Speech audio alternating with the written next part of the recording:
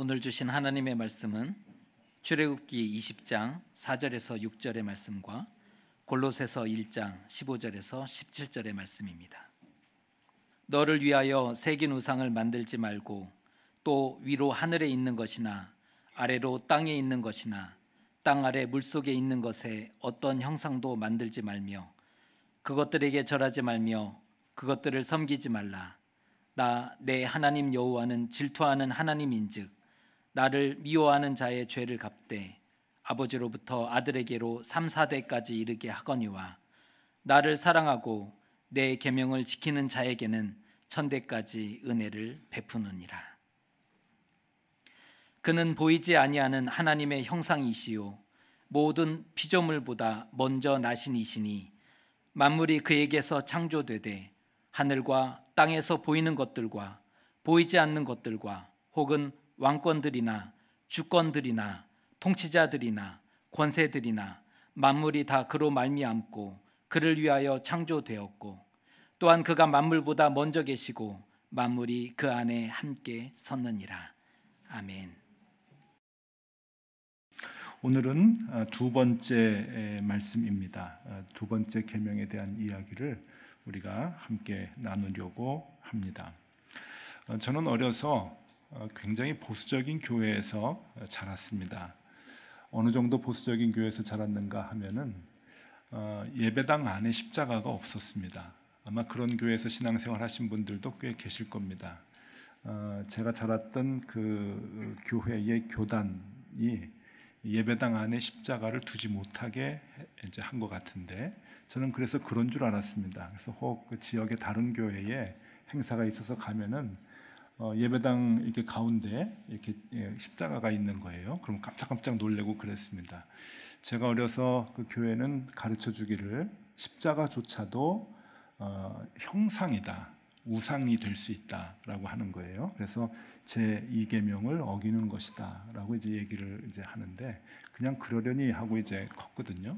그래서 좀 머리가 커지니까 중학교, 고등학교 다니면서는 예배당 안에는 십자가 왜 두지 못하게 하는 교회가 교회 밖에 첨탑 끝에는 십자가가 있어요. 저거는 왜 만들어 올려놨을까? 이제 그 생각을 이제 했었습니다. 이게 좀 모순이 아니냐 이제 그런 생각을 했는데 나중에 이제 커서 신학을 해 보니까 성경을 어떻게 이해하느냐에 따라서 특히 이 두 번째 말씀에 대한 계명에 대한 말씀을 어떻게 이해하느냐에 따라서 사뭇 다르게 신앙생활이 표현된다라고 볼 수가 있는 거죠.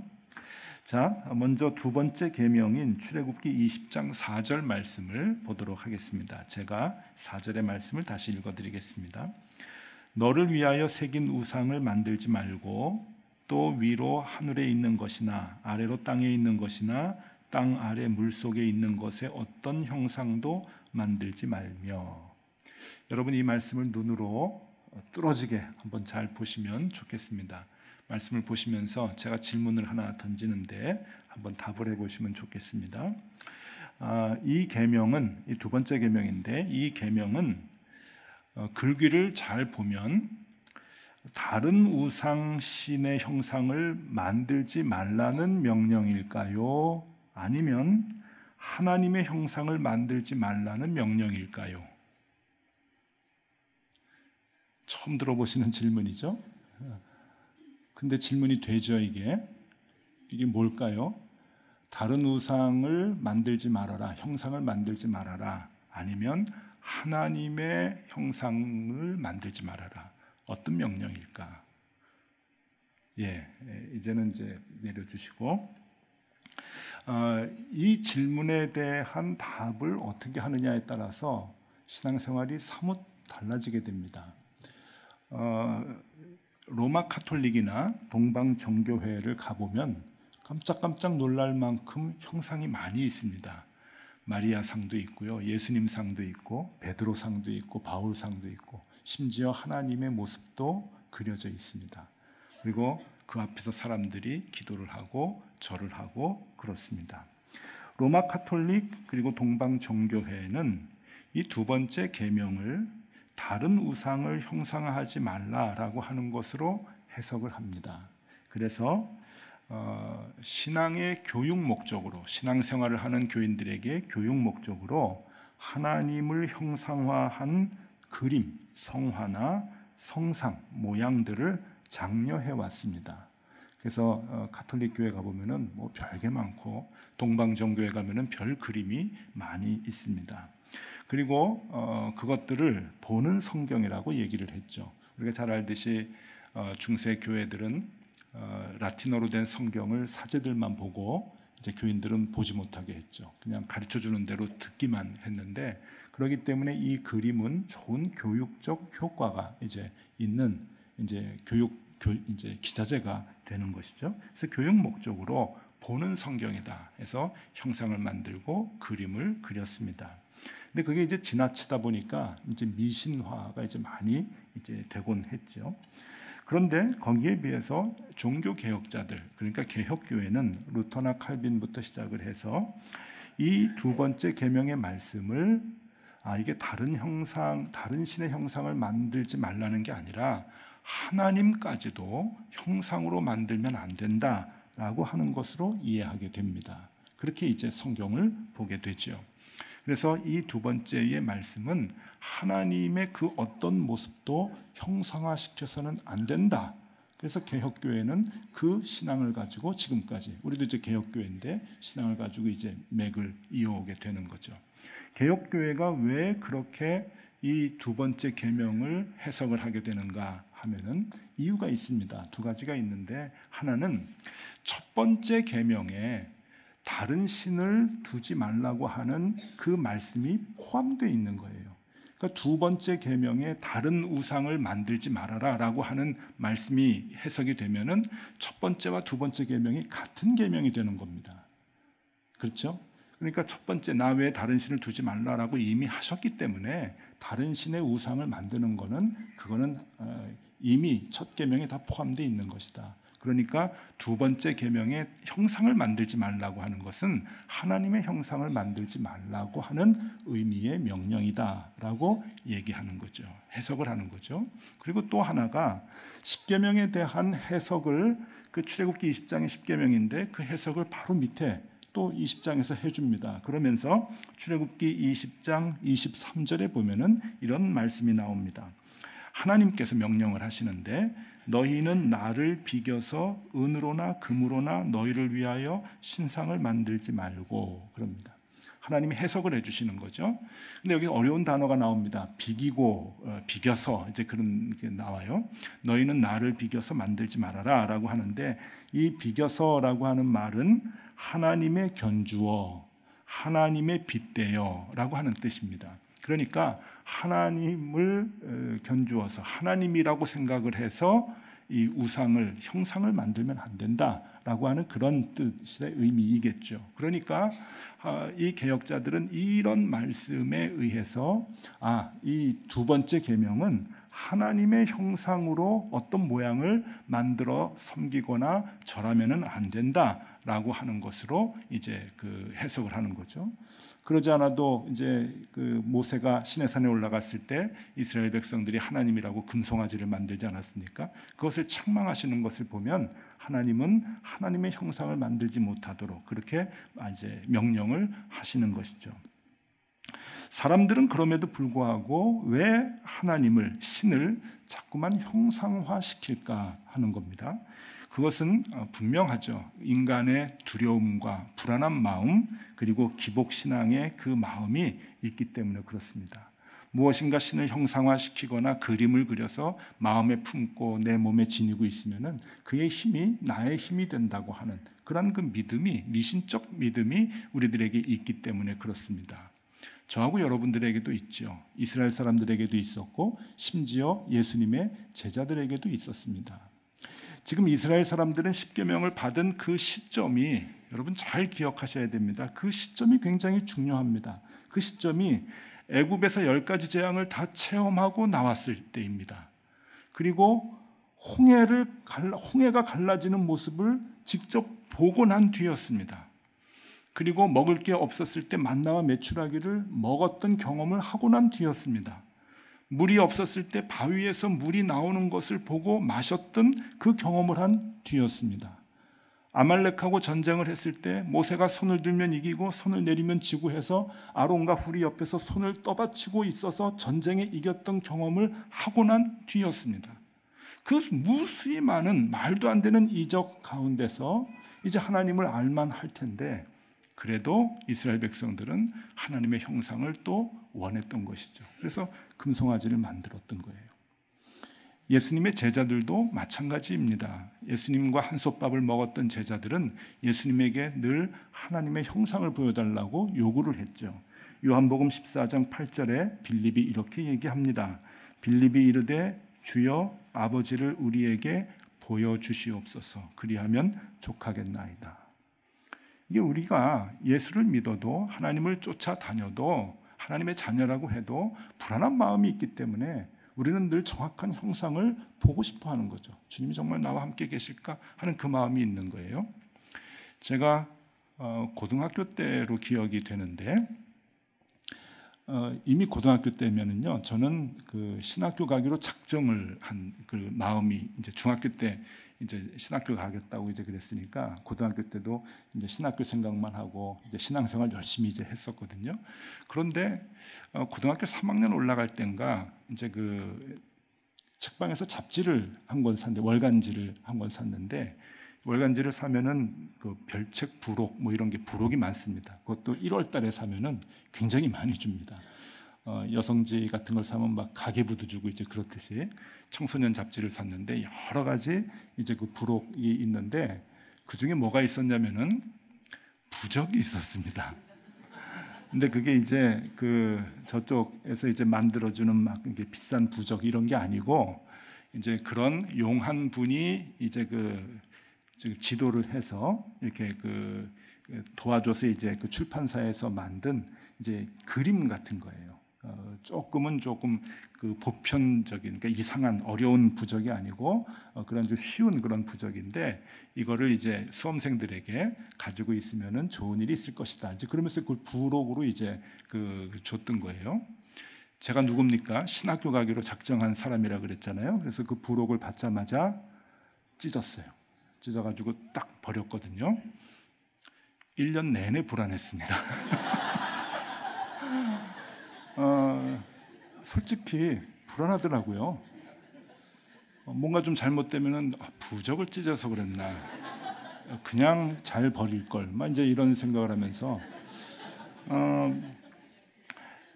신학교를 가겠다고 마음 먹었을 때, 여러분 제가 제 인생에서 그때가 제일 순수하고 신앙이 뜨거웠던 때거든요.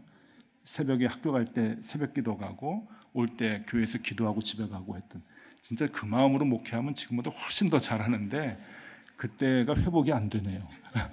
그렇게 신앙이 순수하고 참 좋았을 텐데 그때도 불안한 마음이 있는 거예요. 그러니까 예수님의 제자라고 왜 형상을 보여달라는 마음이 없었겠으며 그 많은 이적을 경험하고도 이스라엘 백성들이 하나님을 금송아지로 만든 그 일이 그렇게 잘못됐다고 볼 수가 없는 것이죠. 그게 우리의 마음이니까 그런 거예요. 그 마음 때문에 우리는 형상을 자꾸만 보고 싶어 하죠. 확실한 걸 보고 싶어 하는 거예요.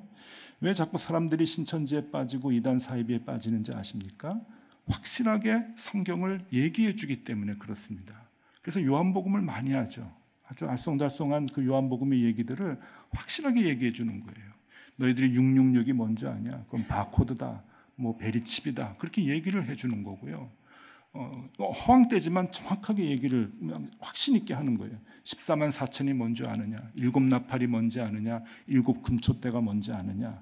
그러면서 이야기를 하면은 우리 불안한 우리들은 연약하니까 두려움이 늘 있으니까 확실하게 얘기해 주는 것에 대해서 혹 빠지게 되는데 그것이 인간의 기본적인 마음이기 때문에 그래요. 그것 때문에 예전부터 십계명을 이스라엘 백성에게 주셨던 3,500년 전이나 지금이나 사람들의 마음이 불안하기 때문에 사람들은 형상을 갖고 싶어 하는 거죠. 그래서 사람들이 부적을 품는 것 아닙니까? 지금도 같은 마음이에요. 이렇게 형상을 보고 싶어 하는 사람들에게 하나님의 형상을 만들지 말아라 라고 하는 것은 엄청난, 상상하기조차 힘든 새로운 요구를 하나님께서 하시는 겁니다. 옛날에는 지금보다 더 했겠죠. 크고 작은 많은 신들을 신상으로 만들어서 몸에 지니기도 하고 집에 모시기도 하고 산당을 만들어서 거기에 모시기도 했던 그러한 사람들에게 신상을 만들지 말아라, 하나님은 형상이 없다라고 얘기를 했을 경우에 그걸 어떻게 상상할 수 있겠습니까? 모양이 보이지 않는 신을 그들이 어떻게 섬길 수 있겠습니까? 하나님은 이스라엘 백성들에게 그리고 오늘 우리에게도 하나님의 형상을 만들지 말라고 이야기를 하십니다. 그럼 그 의미가 무엇일까? 이 두 번째 계명의 참뜻이 무엇일까 하는 것을 말씀드리도록 하겠습니다. 하나님께서 신의 형상을 만들지 못하게 하신 이유 세 가지로 오늘 정리를 해드리겠는데 이 세 가지가 다 귀한 그 의미가 있습니다. 첫 번째는 하나님은 창조주이시기 때문에 형상을 만들지 못하게 하셨습니다. 이건 단순한 얘기가 아닙니다. 하나님을 이게 나무나 돌로 깎아가지고 이게 신의 형상을 만든다 그러면은 아이고 이제 하나님이 인간이 만든 피조물이 됐구나라고 하는 생각을 하실 텐데 그런 의미 때문에 형상을 만들지 말라고 하는 것이 아닙니다. 옛날 이스라엘 사람들 지금도 마찬가지죠. 형상을 지닌다라고 하는 것은 그의 힘을 내가 의지한다라고 하는 의미가 있습니다. 부적이 그런 거 아니에요? 귀신의 힘을 내가 의지하는 거죠. 그래서 귀신을 더 나쁜 것을 물리치고자 하는 그 마음을 가지고 귀신의 힘을 내가 지니고 있는 것 아닙니까? 하나님의 형상을 만들어서 신의 형상을 만들어서 그 신의 형상을 내가 지니고 있다고 하는 것은 그 신의 능력을 나의 능력으로 삼으려고 하는 것이죠.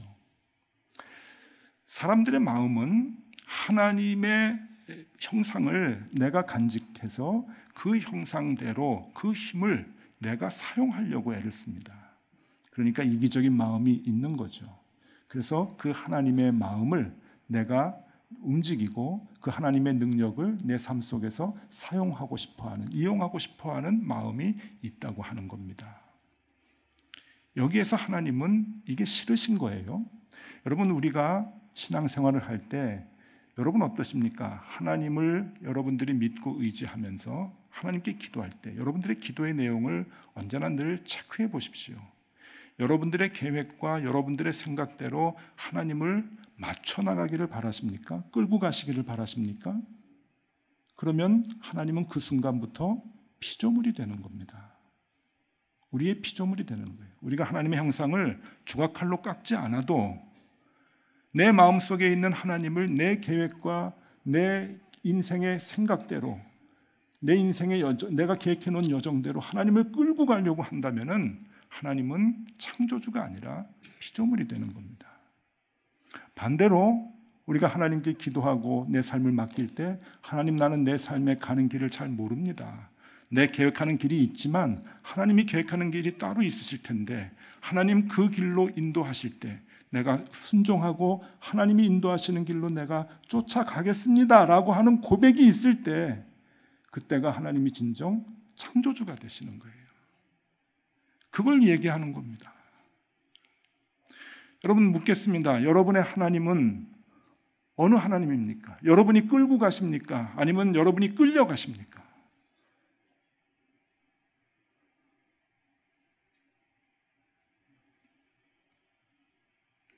끌려가십니까?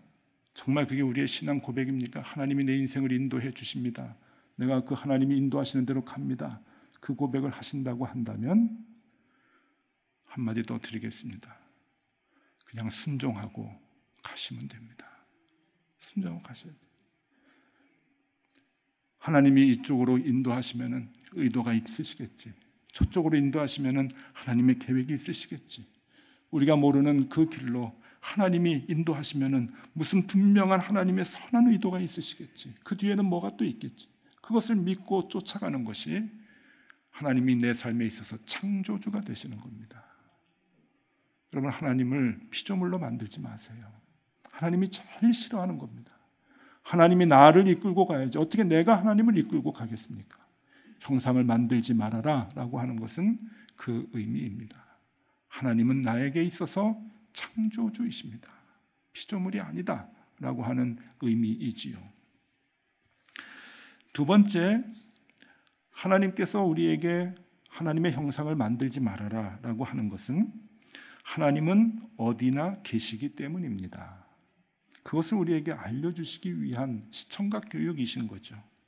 하나님께서 우리에게 얘기하시는 신앙의 가장 중요한 요소가 무엇입니까?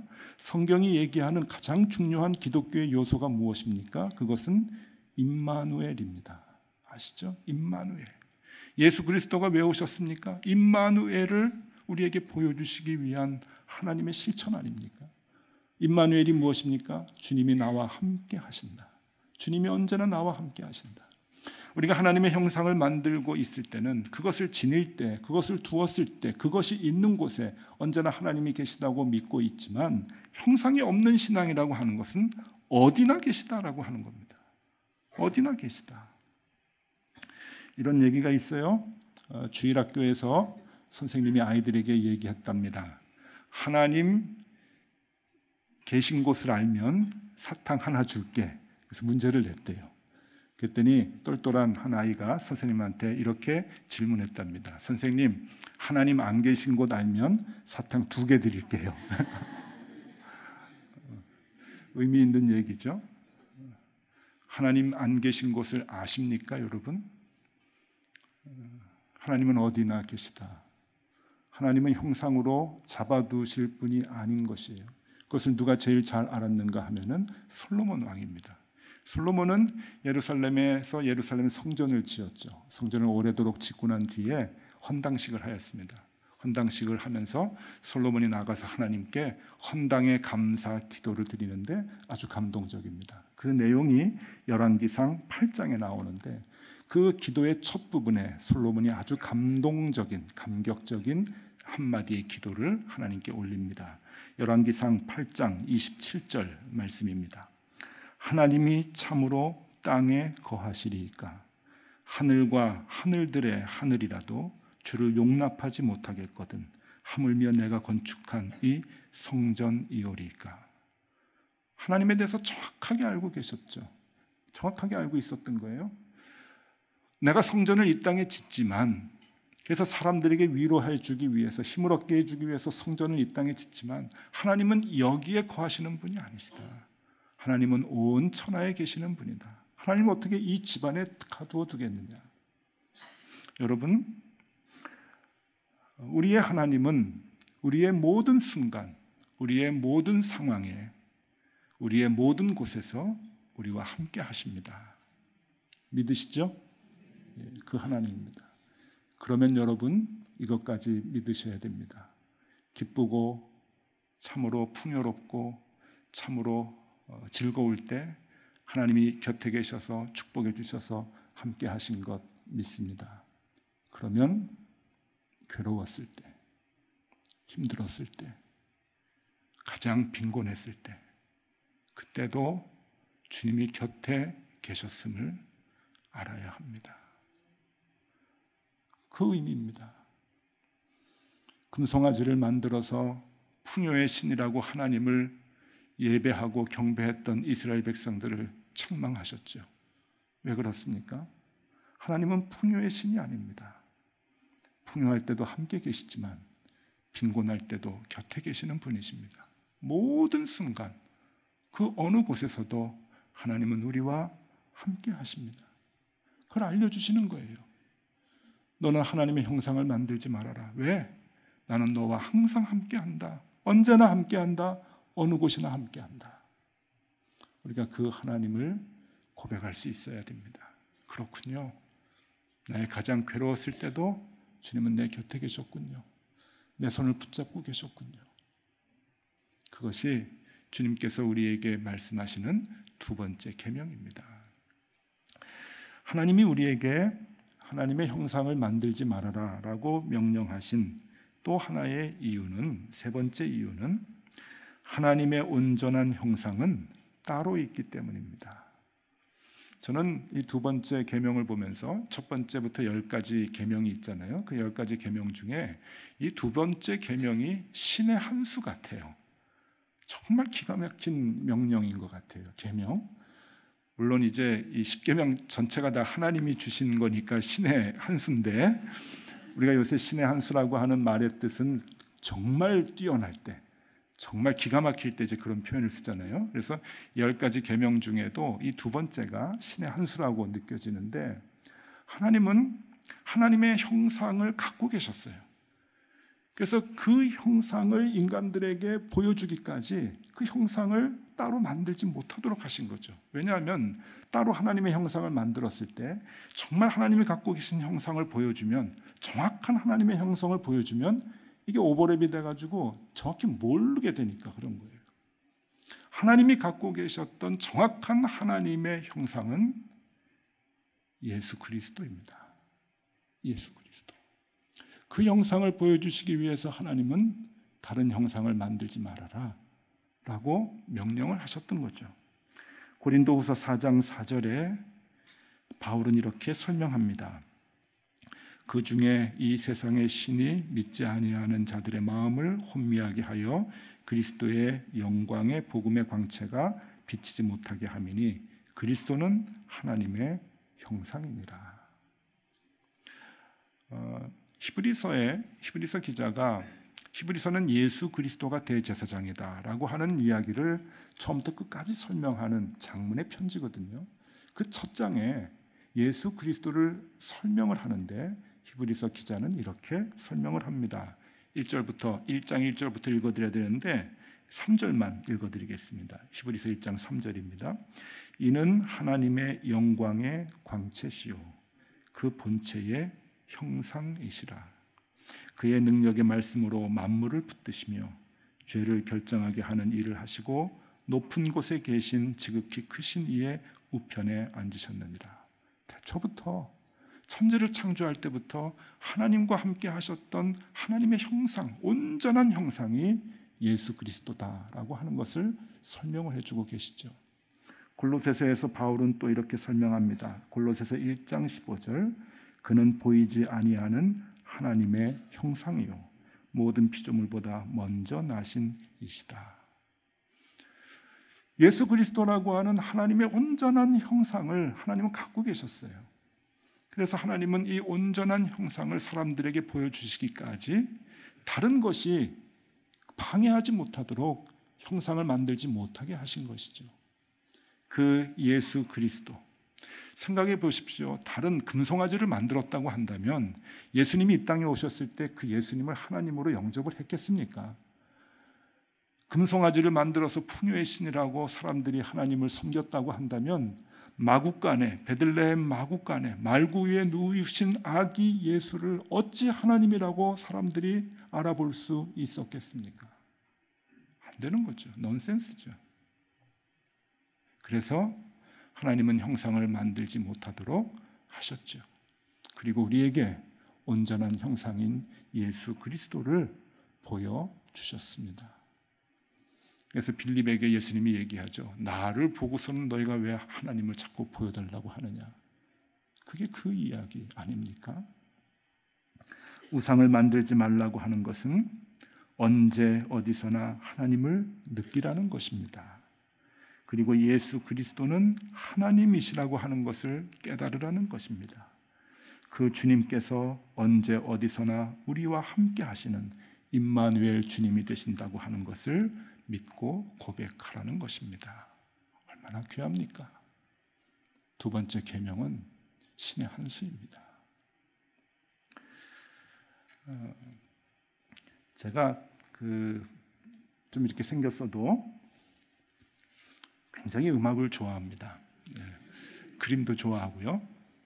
그래서 이제 학생 때도 이제 찬양도 앞에 나가서 인도도 많이 하고 기타도 치면서 인도하고 대학교 다닐 때도 아이들 찬양 인도하고 제가 다 했습니다. 제가 찬양 인도하는 거 못 보셨죠? 한 번도? 예. 제가 옛날에 전도사 있었을 때 그 교회 교인들 만나면은 찬양 인도하는 얘기밖에 안 합니다. 맨날 이제 그 교회에서 이제 전도사 때 찬양 인도했기 때문에 그래요. 찬송을 참 좋아했습니다. 그래서 이제 신학교를 가니까 찬송가 학이라고 하는 과목이 있었어요. 선택 과목인데 그래서 얼른 신청을 해서 찬송가 학 강의를 1년 동안 이제 들었는데 참 많이 배웠습니다. 교수님이 첫 시간에 저한테 해주는 얘기가 우리 학생들한테 해주는 얘기죠. 모든 찬송에는 사연이 있다. 이제 그래요. 그래서 제가 속으로 웃었죠. 찬송에만 사연이 있는 게 아니라 모든 노래에 다 사연이 있죠. 근데 시간이 지나면서 이 찬송에 사연이 있다라고 하는 게 이제 오래도록 이제 남습니다. 제가 찬송 중에서도 몇 개 이제 좋아하는 찬송가 곡이 있었는데 그 중에 하나가 이제 설교 뒤에 부를 442장 저 장미꽃 위에 있을 이제 그 찬송이에요. 제가 이 찬송을 좋아한 이유 중에 하나는 곡이 일단 세련됐어요. 다른 찬송가 곡보다 곡이 세련됐고 내용이 굉장히 서정적이고 낭만적이었어요. 그래서 제가 이제 그 고등학교 다니고 또 신학교 다니고 그럴 때 참 이 찬송을 이제 많이 불렀습니다. 이 곡이 참 예쁘잖아요. 내용도 예쁘고. 그러면서 저는 이제 그 내용 중에 야, 저 장미꽃 위에 있는 이슬을 보고서 하나님을 고백할 수 있으면 좋겠다. 이제 그런 생각만 했거든요. 그런 의미의 찬송이라고 생각을 했는데 찬송가학에서 모든 곡에는 사연이 있다. 이제 그래서 이 442장의 사연을 이제 찾아봤습니다. 사연이 정말 있더라고요. 가이벨이라고 하는 아담 가이벨이라고 하는 독일에서 태어난 사람인데 이 사람이 부모님을 쫓아서 이제 미국으로 이민을 갑니다. 그러니까 19세기 중반, 19세기 말에 유럽 사람들, 특히 독일 사람들이 또 이탈리안 사람들이 미국으로 이민을 많이 갔어요. 그때 부모님을 따라서 이민을 갔는데 크게 어려서 이제 열병을 앓아서 실명을 하게 됩니다. 그 실명할 때가 8살 때라 그래요. 그러니까 이제 평생 이제 그 앞을 보지 못하고 살아가는 얼마나 괴로운 인생이겠습니까? 그런데 정말 악착같이 살아서 이 한쪽 신경이 마비가 되면 여러분 다른 신경이 발달합니다. 이게 참 사람이 묘해요. 그래서 이 분이 음악적 소질이 굉장히 이제 뛰어나게 이제 그 발달을 하게 되는데 그래서 곡을 많이 노래를 만들고 그 다음에 이제 나중에는 그것을 업으로 삼아서 이 가이벨 음악 출판사라고 하는 회사도 차리고 경영을 하는데 잘 됐답니다. 결혼도 하고 아이를 낳았는데 아들은 없고 딸이 하나 이제 있었다 그래요. 딸이 잘 성장해서 유복하게 살았겠죠. 결혼을 시켰습니다. 근데 결혼하고 난 뒤 어느 날 사업도 잘 되고 아이도 잘 살았는데 사위가 다니던 회사, 제철 회사를 다녔는데 제철 회사에 용광로가 폭발해서 많은 사람이 죽었나 봐요. 근데 그때 사위가 같이 목숨을 잃습니다. 이 분은 자기가 실명이 돼서 평생 그렇게 살았는데 이제 조금 힘들게 모든 삶을 일궈서 편안하게 살 때가 돼서 좀 좋다 생각을 했을 때 자기 가족이 큰 아픔을 당하게 되는 그러한 어려움에 빠지게 되는 거죠. 그때 이 가이벨이라고 하는 이 사람이 이게 그 음악 그 책을 출판하는 이제 출판사였으니까 작곡가들을 이제 많이 만났는데 그 중에 오스틴 마일즈라고 하는 작곡가가 있었답니다. 같이 이제 사업을 같이 했던 거죠. 그분에게 가가지고 자기가 정말 힘들고 어려운 이야기를 이제 다 쏟아놓고 지금 나를 위로할 수 있는 건 아무것도 없다. 너무 힘들다.